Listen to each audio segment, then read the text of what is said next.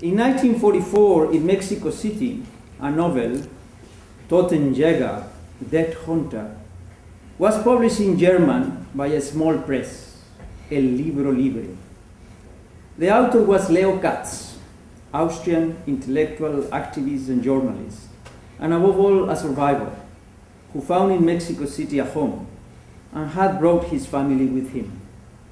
Friedrich, or Federico as he likes to be called, Leo's son, grew up in the city. Mexico became him as much as he was also an Austrian survivor, a French-educated boy, a historian of ancient and modern Mexico, an educator. In the 1960s, he was teaching Mexican history at the Humboldt Universität in East Berlin. By the early 1970s, after teaching in Mexico and Texas, Professor Katz came to Chicago already as one of the most influential historians of Mexico.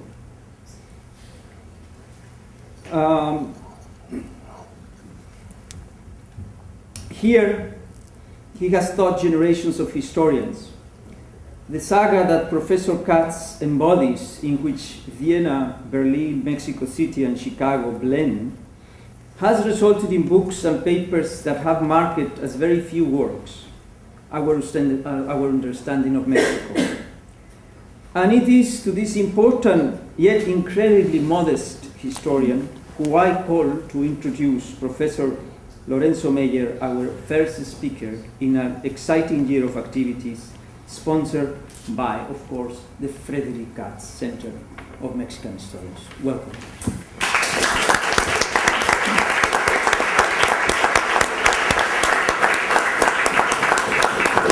Thank you very much, Mauricio, for these kind words. It is a special honor and privilege to introduce Professor Lorenzo Meyer of the Colegio de Mexico, one of the best, most outstanding and most prominent both historians of Mexico and analysts of contemporary Mexico. Let me just read a few of his books. The list is enormous. One of them is a classic work is Mexico and the United States in the Oil Controversy, 1917-1942. His book, Su Majestad Británica contra la Revolución Mexicana, El fin de un imperio informal, is a wonderful description and analysis of British policy in Mexico, which still leaves me with an open question. How could the British, who controlled such a fantastic and huge empire, send some of the most stupid diplomats I've ever heard of to Mexico? His book, In the Shadow of the Mexican Revolution, that he wrote together with Héctor Aguilar, is still one of the best works on 20th century Mexico. One of his more recent books is El Cactus y el Olivo, las relaciones de México y España en el siglo XX. And he is editor of a book on contemporary Mexico. It's still a puzzle to me how a man who writes these fantastic books can at the same time write a weekly column for Reforma, host a TV program, all of enormous quality. I envy him for that. I could never do the same. Among friends, acquaintances, and many people I know in Mexico, he is also known as the Incorruptible.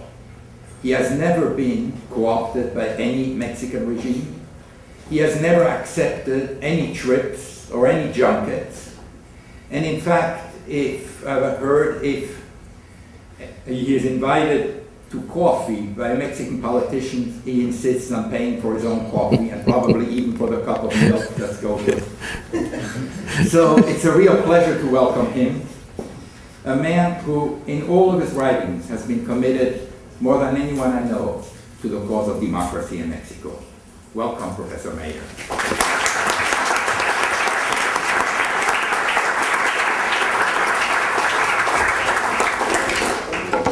Thanks a lot, Professor Katz.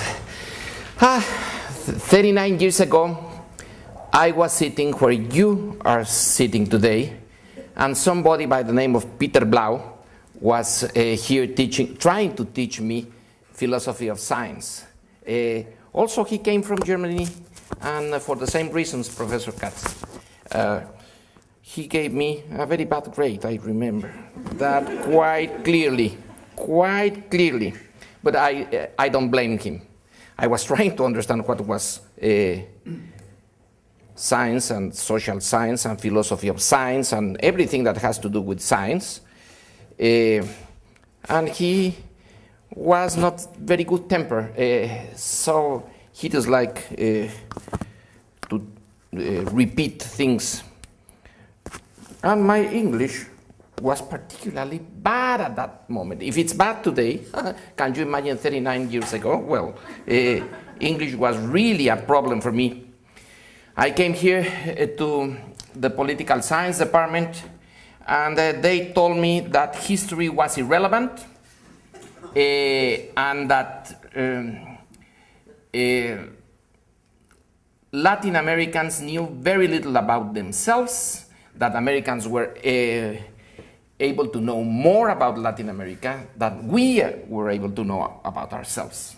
With those two premises, I started my 3 years here in Chicago. Well, they were tough.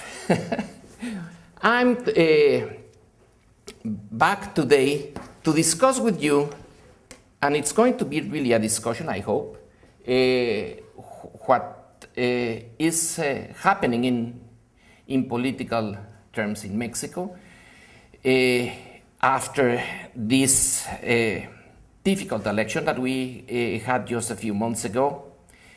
But before going into the details, I thank you very, very much, Professor Katz's introduction and the invitation of the Katz Center for Mexican Studies. And I also, I'm very grateful to Alejandro Flores because he decided to invite me some months ago. Otherwise, I could not be here. Well, thank you. And now let's start this, for me, painful recent history of Mexico. Let me see if I can manage this from here. Yeah, this is perfect. You just push a button and that's it. Yeah. Okay. No, it's it comes here. This place is exactly as I remember, except for this thing. This was not here. Fortunately, it is right now. Well, I like this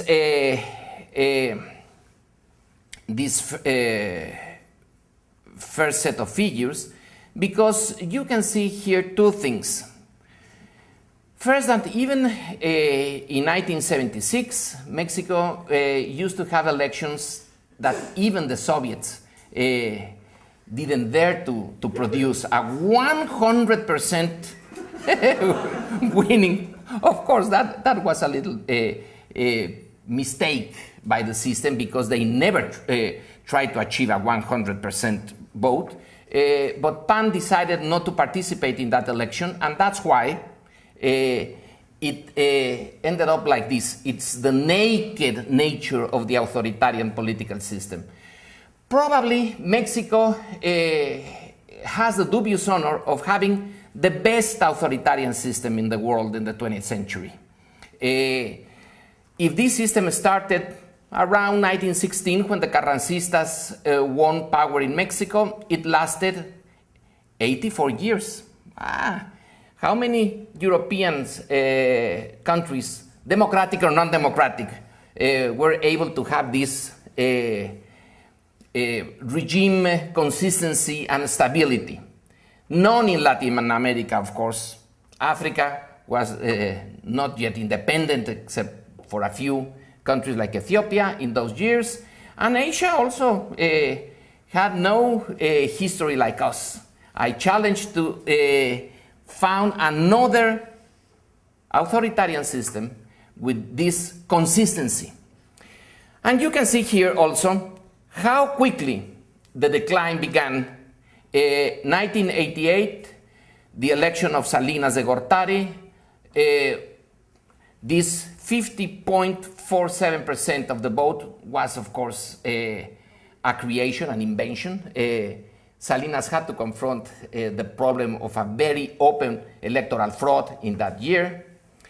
And here we go, down to the year 2000, when at last the state party system is gone, democracy is coming to Mexico, and the last election, Felipe Calderón from the PAN, from the right, won by 35.89%. So it's just a third of the Mexican voters that are, a little bit more than a third, that are supporting the present president-elect of Mexico. Well, behind this, it's a history, especially the last two, between year 2000 and 2006, of a very peculiar development in Mexico. Before the year 2000, we didn't used to talk in left and right terms. It was only PRI and the opposition, the democratic opposition from the right, the democratic opposition of the left, but it's really very recently when we began to talk about right and left. And today, that is the main focus of Mexico's political attention. It's a very bitter struggle, political struggle between these two alternatives, with something in the middle that is just disappearing. The traditional, the old dominant party, PRI, that is now with a kind of crisis of identity. They don't know exactly who they are. They have a long history, political history, but they have a very difficult present, and they don't know if they have a future.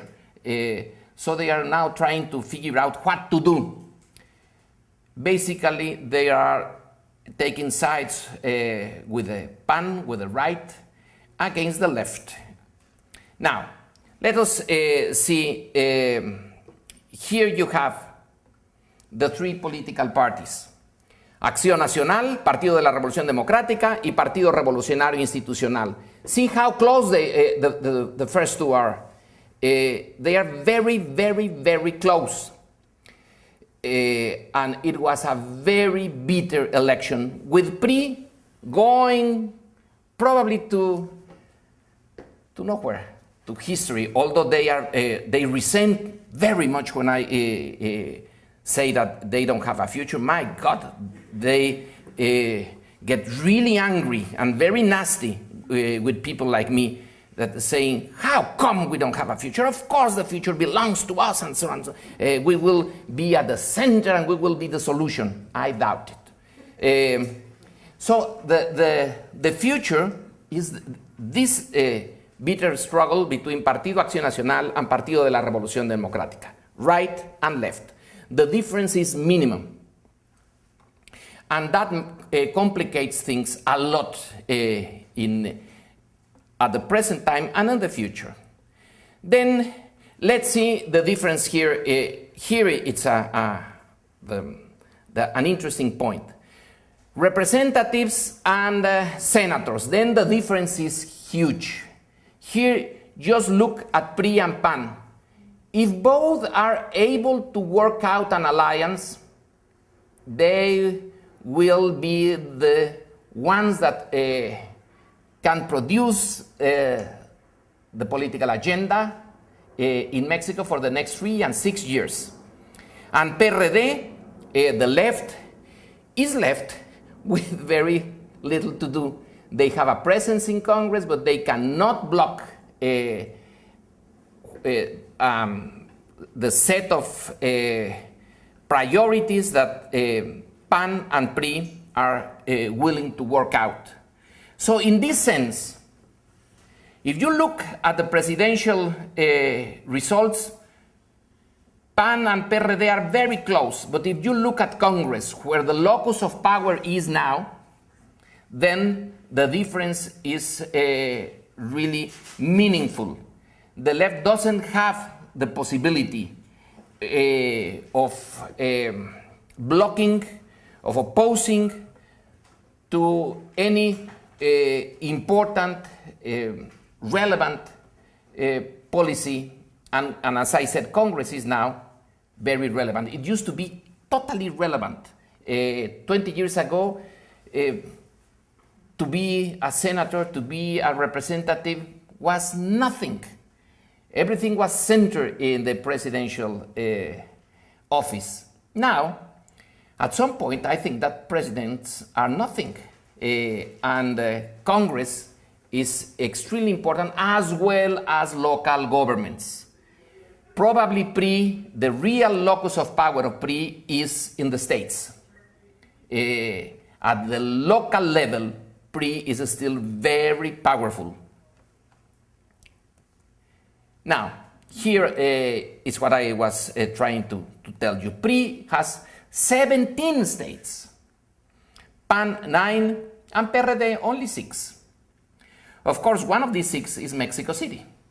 This is the most important, of course. But then it's also Guerrero, Michoacán, that are not particularly relevant in national politics. But here is the map with these 3 parties. If you look at this, my God, PRI is really relevant. How come they have no future? Looking at governorships, but it's very different if you look at the presidential policies and the federal bureaucracy. Then they are very weak in that field. Now let's see why I said right and left. This is one of many statistics that we can work out and present to you. I use this one of minimum salaries. Monthly salary in the official minimum salary in Mexico. And then you can see that those who have between nothing and 3 minimum salaries are not overwhelmingly on the left, but the poor are on the left. And of course, the others are on the right, and the PRI in the middle, but the 2 extremes are very well represented. If you look at earnings, at the salario mínimo, you have 2 Mexicos here. And this is the original map that I presented at the beginning with the title of this presentation. Here you have 2 Mexicos. The north is close to PAN, close to the economic, social, cultural policies of the PAN, and the south is close to PRD. It's a simplification, of course, of what is happening in Mexico now, but this simplification can help a little to understand, because sometimes we need to simplify in order to put many complex things together. And I think that Mexico is, in geographical terms, is 2 countries. From Mexico City to the north, close to the political discourse of Partido Acción Nacional, and if you go to the south, you will find the stronghold of PRD, or used to be the stronghold of PRD, because I don't know what is going to happen in the near future. But this is the picture of the July 2nd of this year. Then this is the problem. This is a big, huge problem. The perception of at least 39%, and this is El Universal opinion poll of September, It's a month and a half ago that this opinion poll took place. It's very recent, and here it's the real problem of the present, that there is at least a minority, but an important minority of the Mexican public that thinks that the election was not fair, that there was something fishy in the election, and that the left lost in an illegitimate way. And so the future political development of Mexico is under this shadow of fraud, something that runs deeply into Mexican civic culture. The idea that there is always somebody using the elections, manipulating the elections to get a result previously worked out at the highest level. This time, I personally cannot understand the complexity of the fraud, if there is fraud in this election. But I have some colleagues in the physics department that are looking at the statistics and said, my God, this cannot be a fair election. But I still, my statistics, I'm not good at that. So I cannot explain exactly what happened. My feeling, it's a feeling, is that Teachers Union had a lot to do with this, because it's the most powerful union in Mexico, and it's a very authoritarian organization under the leadership of Elba Esther Gordillo, and she was very close to President Fox and his wife, that is another important political actor in Mexico, or used to be an important political actor. Like no other wife in Mexico, the present wife is really, really something that we were not accustomed to. She is devoted to power. She's hungry for power. And this other lady, Elba Esther Gordillo, probably what they did, they control the Instituto Federal Electoral. The president of this electoral board was placed there by Elba Esther Gordillo. The leadership of this office